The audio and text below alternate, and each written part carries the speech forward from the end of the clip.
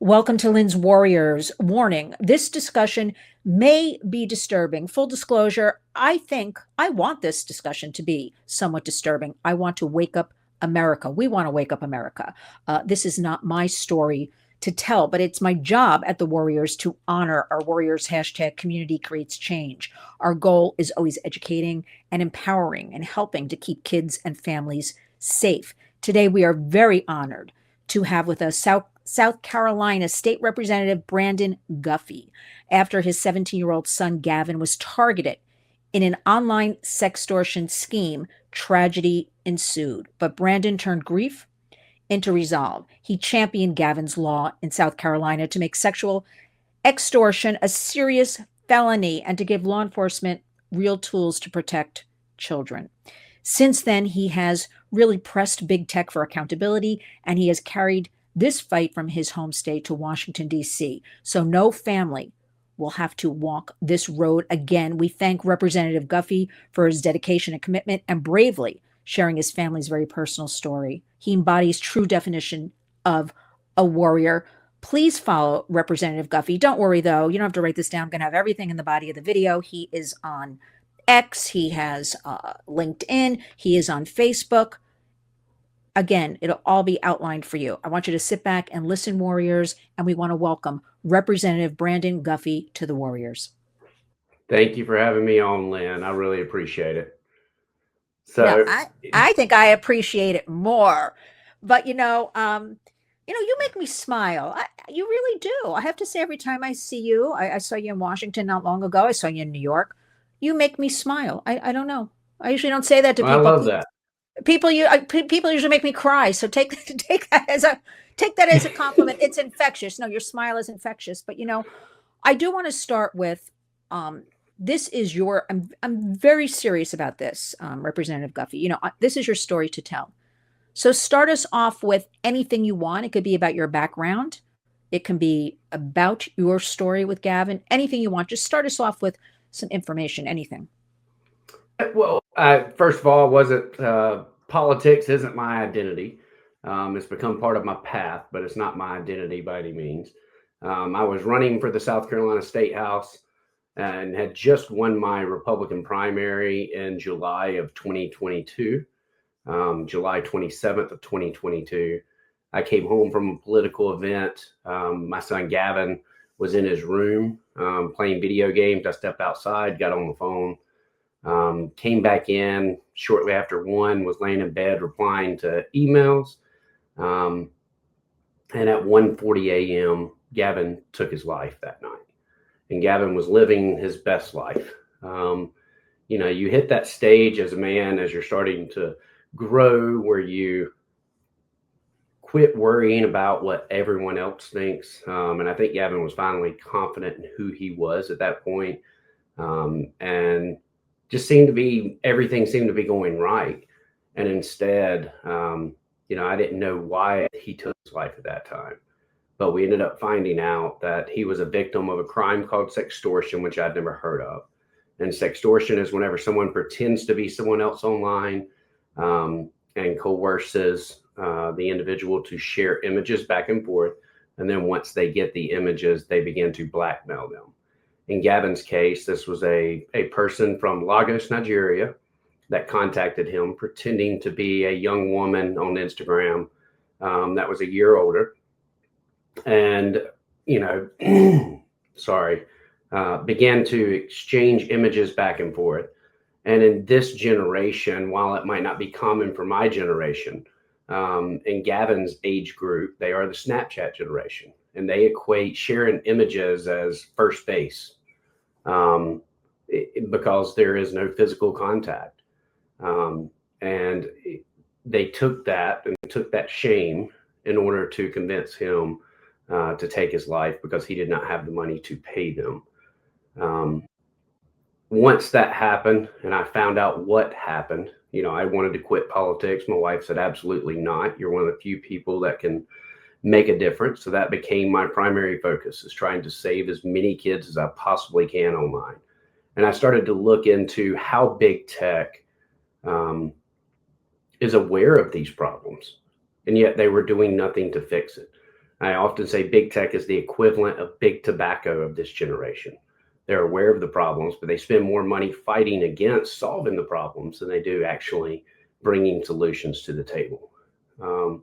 So I turn my focus into legislatively to criminalize sextortion in the code of law in South Carolina. And while we have laws on a federal level, and it kind of goes under blackmail or CSAM laws that they can charge these individuals with, our local law enforcement did not have the tools that they needed, meaning it being a felony, to where they could cross lines, and there was no education piece. So under Gavin's law, we made it a felony, was able to pass a law 4 months into being a freshman in the South Carolina House, which is now known as Gavin's law.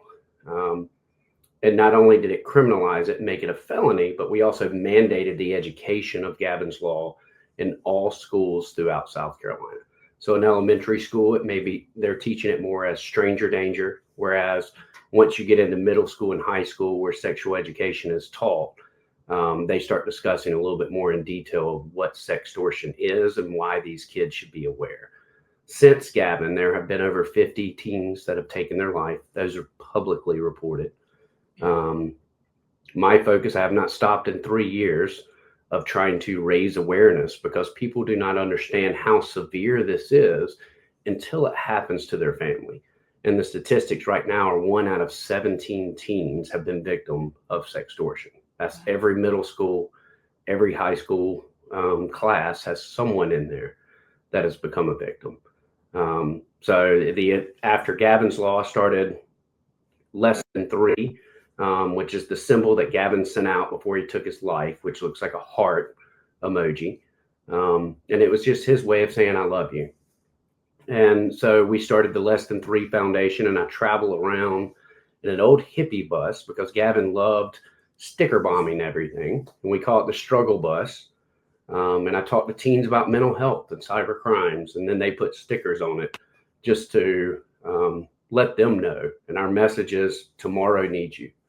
If we're not fighting for the next generation, then what are we even doing? But I believe that this is not sextortion as a whole, but the big tech approach, and especially with AI coming out, this is the biggest threat to our youth right now. Wow. You've given me a lot to think about. I have a million questions, of course, for you. First of all, thank you. And we at the Warriors are so sorry about all of this, but Representative Guffey, the action, I've seen you in such a short time, the things you're accomplishing are absolutely incredible. And we support you in everything you are doing. And I would like you to drive that bus straight here to New York City, and we park it in Times Square, and we corral everybody in and start talking. And I'll tell you why, because I talk about sextortion pretty much on a daily basis, and people will say to me, I never heard of it. What do you mean this is happening? Why is this allowed to happen? Why can't we shut it down? So that brings me to, again, I have so many questions for you. The thorn in my side is this Section 230, holding so much of all of this big tech before we even get into AI, the artificial intelligence. So if we still have this Section 230 shielding big tech, allowing them to say they're a newsstand, a billboard, not responsible for any kind of third-party content, what can we expect right now? What's happening? There's a little bit of talk about Section 230 in Congress. What can you share with us? What do we need to fix this, get rid of this, kick it to the curb? What's happening? Share with us the landscape right now with all of this. Well, I mean, honestly, there's so much regulation going on. The states are getting fed up at the ineffectiveness of our Congress to protect children online. The last law passed prior to the Take It Down Act to protect kids online was 1996, and that included Section 230. In 1996, the internet was considered a community square where people could go in. I understand why you don't want people held responsible for what's said there. But now we are dealing with companies that are using algorithms. And while technically they cannot advertise to anyone under the age of 18, what they do is they are looking at, okay, well, this person bought Play-Doh, or this person was on Nickelodeon.com. So then they begin to advertise to them. And they are using algorithms, which in my mind, that is the company speaking on their behalf.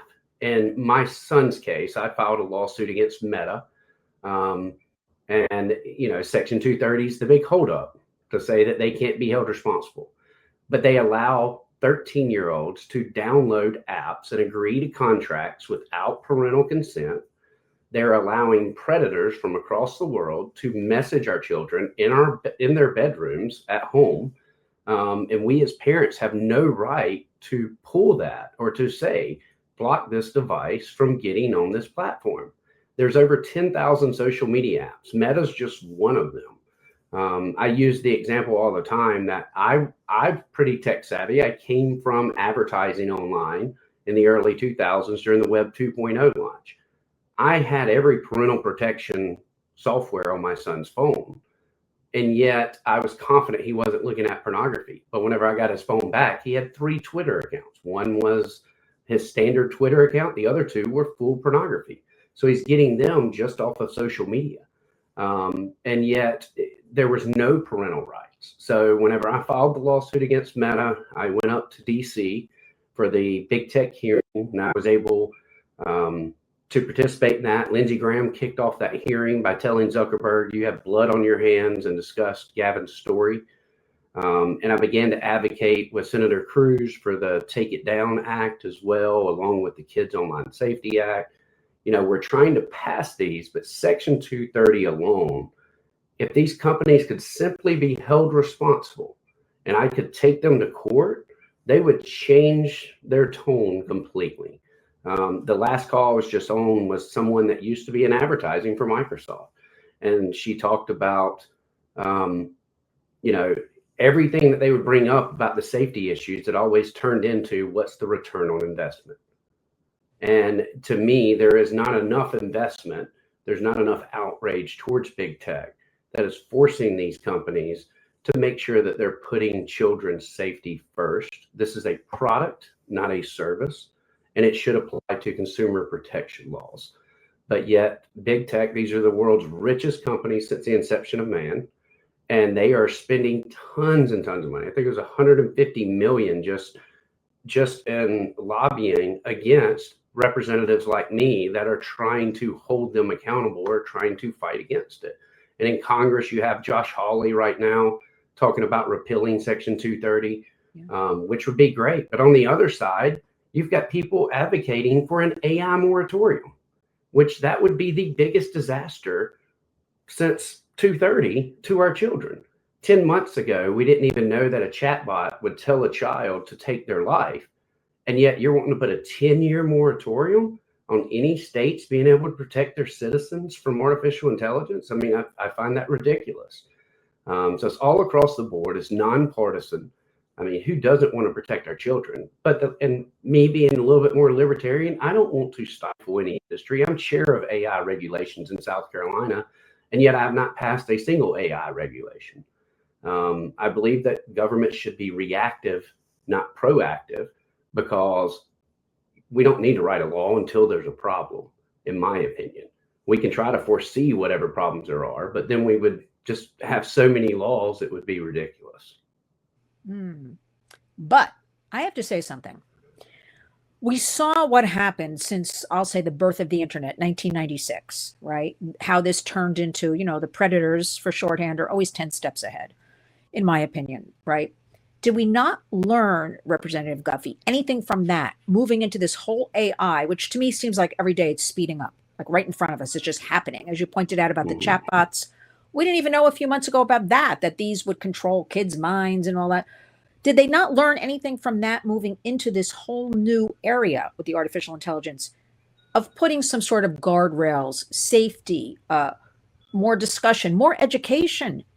That's the part I don't get. Did we not learn anything in almost 30 years? I mean, what do you hear about that?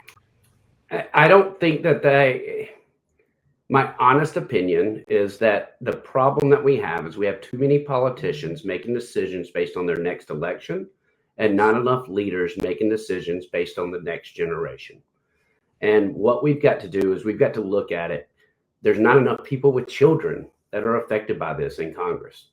Most people, even their grandchildren, are outside of the age that are sitting in Congress, and they're not paying attention. This is the This is our generation's industrial revolution. We've sat for 30 years with Section 230 still allowing children to be attacked, and yet we're just now waking up to it. We can't afford to wait another 30 years for what's going to happen with artificial intelligence. I think the administration is doing a good job on trying to understand the implementation, especially First Lady Melania Trump is making this part of her Be Best initiative. She's doing a great job with truly trying to educate herself and her team on how we address this and on the education portion. However, I still believe that there's just so much money on the political side that too many people are worried about their election. I mean, I'm a state house rep in one of the smallest states, and yet I've already had close to $100,000 spent against me by big tech and text messages this year. And I'm not even in an election this year. It's not until next year. But this is just so they can control that disinformation campaign against me. And it's only because I'm vocal. That's just one example. And whenever it comes to me trying to get a bill passed, you best believe people that are chairing committees and in leadership of getting a bill, they're thinking twice about that because they're like, oh, I don't want Google coming after me. I don't want Meta coming after me. Or Net Choice showing up and riling up my constituents. But you know what? Sometimes you got to do what's right and damn the consequences. And that's why I like you so much, because you speak honestly truth. I spend a lot of time in Washington or our state capital, Albany.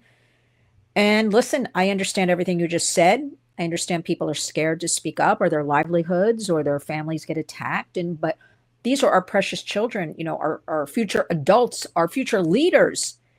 And we have to speak up and out about this. I have to ask you, and you don't have to answer this if you don't want to.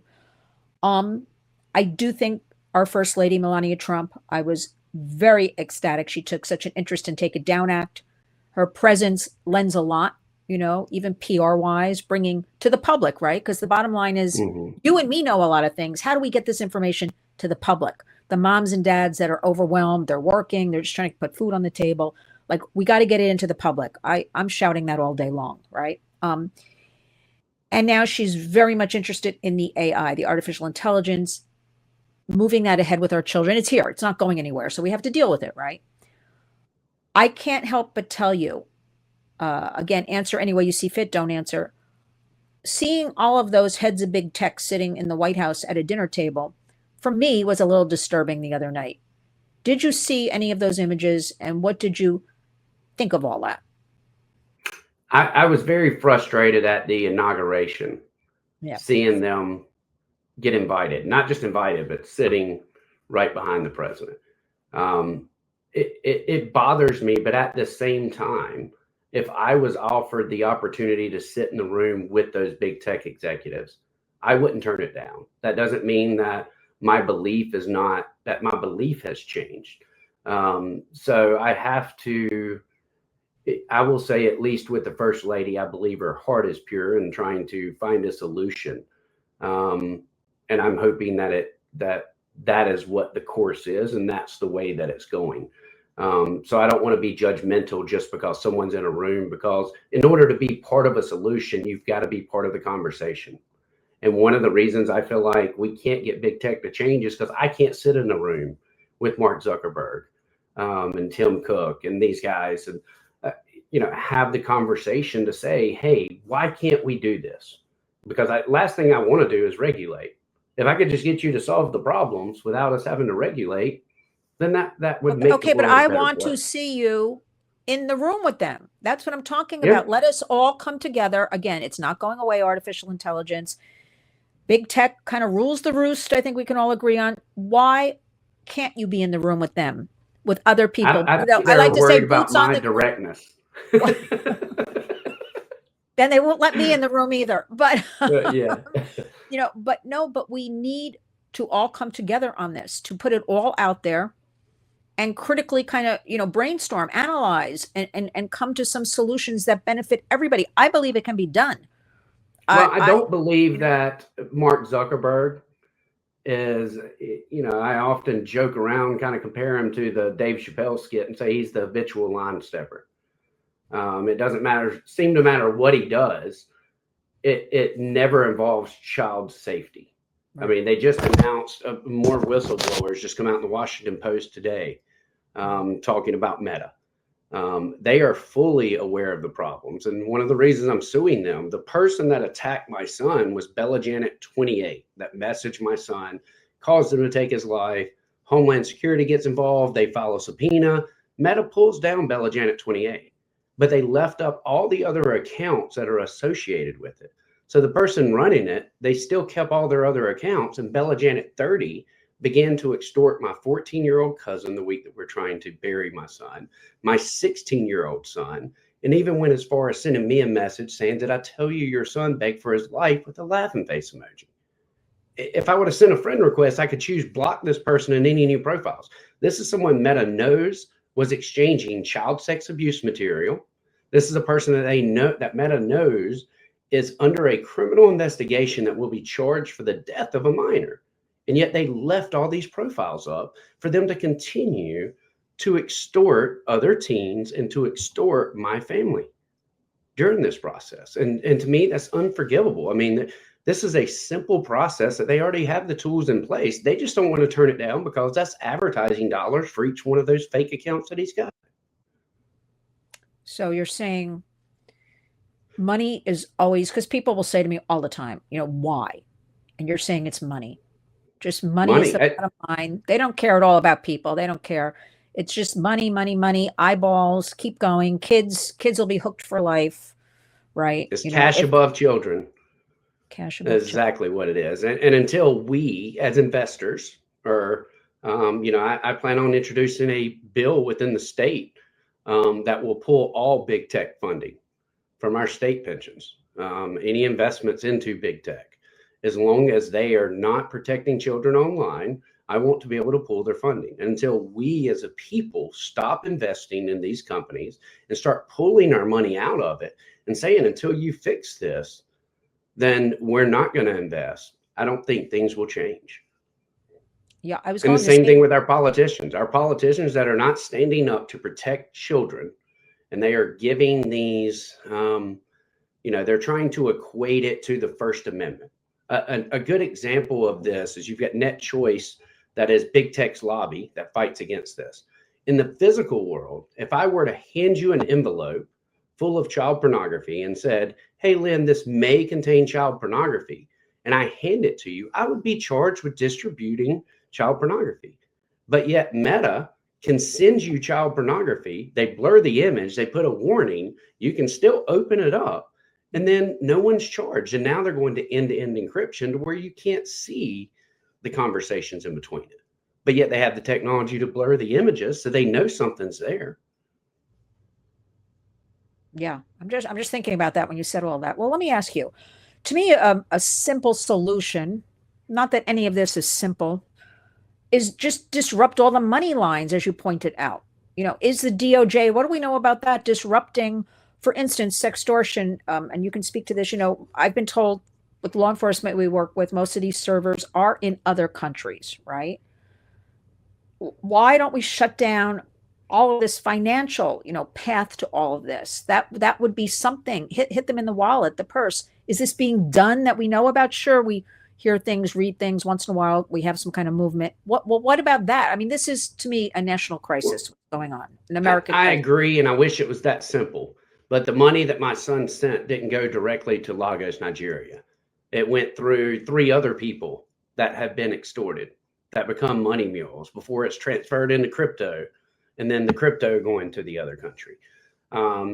There's always going to be a way to launder the money, so to say. But whenever it comes to these servers that are offering, say, child pornography and things like that, we can certainly cut them off and not allow them to access our servers within the United States. But yet there's nothing there that's being done. We can do it. There's a good program out there now called Proxyware that helps schools and states find these bad actors, that we already have laws in place, but yet we can't enforce them because it's overwhelming. Meta pulled down 63,000 sextortion accounts in August of 2024 in one day, just from Instagram and just from Lagos, Nigeria. Now, people might say, oh, well, that's great. Meta's doing something. I say it's just the opposite. That they allow these people to continue to extort just so they could get that one big PR press and did it that way, which makes them a bad actor? Or do they have the capability to pull down that many extortion accounts in one day and yet have done nothing since? I think ultimately what it boils down to, whenever we talk about money, what will change all of this is if the companies can be held liable. Whenever they are grossly negligent, which is not an easy task to prove in any court case, they should be able to be held liable. And without them being held liable, that's the reason they're willing to spend millions and millions of dollars advocating against any law changes. If you look at it, like I said, the big tobacco of this generation, they'll spend whatever it takes to fight against it. Well, what do you think about, and you mentioned briefly, but we've had recently some success with treating this and discussions, around the country about as a product and holding, with the FTC and all of that involvement. Fill us in a little bit about that, the landscape of that and what you think about that. Yeah, and I've been saying that for 3 years now. I believe that it should be treated as a product, not a service. And then consumer protection laws should be abided by in that case. As far as that's one of the things that they fight against because they say it is a service and therefore it's covered under Section 230. But I do believe that if we could treat it as a product, that would be huge. We've got so many problems coming up, though. And if it's treated as a product, then you're also looking at data ownership. Because right now, you and I don't really own our name, image, or likeness. I could create a video of you saying whatever I wanted it to say. But yet, if you were Michael Jordan and I did that, then I could be held responsible because they own their name, image, and likeness. But we as everyday citizens don't have ownership of our name, image, and likeness. If it was treated as a product, that would solve a lot of those problems. But we're also fighting against the federal government trying to keep us from regulating things on a state level. So not only do we have the federal government not being reactive enough, considering it's 30 years and they've allowed this law to go through, but now they're fighting against us with big tech in many ways. Yeah, I'm thinking about this AI again. It's, just every day I wake up thinking about it, go to bed thinking about it. Congress is back in DC and we're heating up again. I think we're into our 5th year with the Kids Online Safety Act, right? What do you see going on with all of that happening?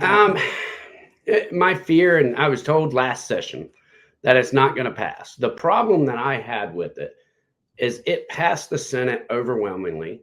It went to the House. I was told at that time, whenever it went to the House, hey, it's not going to get a hearing. Leadership doesn't want it to get a hearing. And yet it passed out of subcommittee, passed out of full committee. So there's no reason for Scalise and Johnson not to bring it to the floor other than they just didn't do so. And that became even some of the people that I felt like had the purest of intentions as a politician. I started to see how that money really controls things, how getting the next election controls things. Our government is not set up for 1 or 2 people to stop legislation from moving. That's the reason the House of Representatives is so large, is that we can have that representation.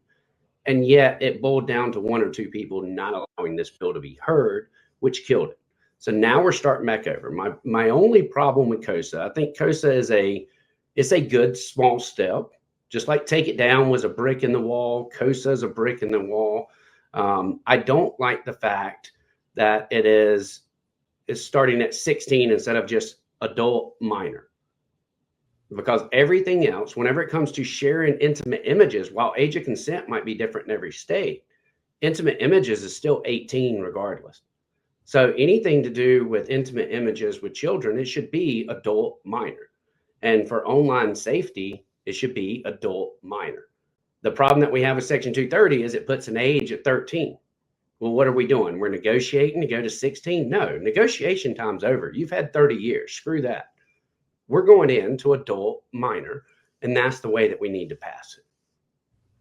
Wow. I mean, It's just craziness. I don't know what other word to put on this. If you're aware of what happened in California recently, where they were fighting with, Yes. the 16 and so there is hope.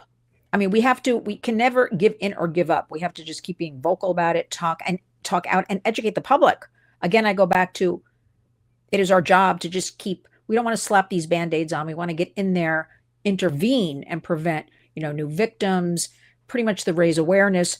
Where do you think right now, parents listening, watching this, grandparents, what do you want them to know right now in September 2025? Because it is so overwhelming. My greatest Yeah. fear always is people close the door, close their eyes. They don't want to hear about it. Therefore, they do nothing about any of this. Number one thing, your children are under attack. There's no better way to put it. They are literally under attack. They're also being brainwashed by whatever big tech wants them to hear. They are being influenced more online than what they are being influenced within their home. And there's no escaping it because we're built this whole new, we've got to train our youth to be able to work with artificial intelligence, to be able to work online. So what we've got to do is raise the awareness. We've got to make them aware. But in order for them to be aware, you have to be aware. So the number one thing I would say is educate yourself. As a father that lost a child, the other thing I will say is make sure that your children know, regardless of their mistakes, that they can come to you for anything. I thought that was understood with my son. However, this amount of shame was too much for him to bear. So ensure that your child knows that you will always have their back. And then my message to the teens is tomorrow needs you. Yeah. Our future American adults, I go back to that, our future American leaders. Let's finish up with, as we embark on all of this artificial intelligence, what do you think is going to happen? Because I'm seeing it on a daily basis, just speeding up in front of my eyes, all these different things happening. What do you think will happen with all of this? I mean, because there is good artificial intelligence where I keep asking this, Representative Guffey, like we can, get in there and root out these predators and things like that with the, so there are a lot of good things we could use for it. But on the other hand, we're hearing a lot about the bad things. Where do you think this is all going to go? Where will we be a year from now? Artificial intelligence is nothing more. If we were in the early 1900s, artificial intelligence is an automobile. We're going to make it bigger. We're going to make it better. We're going to make it faster. And you know what? Then we're going to see, hey, we need seatbelts. We need to make sure that children are buckled up. We need to add in these safety features.